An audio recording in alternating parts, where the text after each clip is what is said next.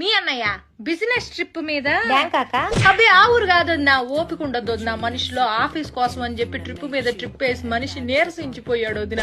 అందుకే ఈ దేశంలోనే అదేదో ఊరమ్మా, గోవా వెళ్తున్నాడు ఈ మధ్యన. ఆ ఊరు కంటే ఈ ఊరు ప్రయాణం సులువుట, చిటుక్కుమంటూ వెళ్తాడు వదిన. లగేజ్ కూడా పెద్దగా ఏం ఉండదు వదిన, 2 నిక్కర్లు పట్టుకెళ్తాడు. నిక్కర్లు ఏందయ్యా అంటే ఫార్నాలతో మీటింగ్ రాజ్యం, మామూలు విషయం కాదు, ఫ్యాషన్ గా ఉండాలంటాడు.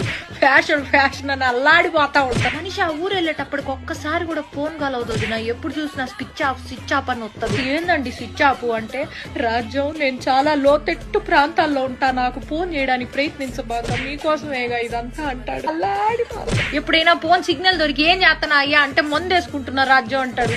మందు కాదయ్యా, మందులు వేసుకుంటున్నా అనాలి. పని ధ్యాసలో పడితే ఈ మనిషి ఏం మాట్లాడతాడో తెలియదు, అల్లాడిపోతా ఉంటాడు. నువ్వు నా మొదటి పెళ్ళానివి, నా రెండో పెళ్ళంతో నేనున్నాను ఇప్పుడు గోవాలో అన్నాడు. బీపీ డౌన్ అయిపోయింది వదిన నాకు. ఏం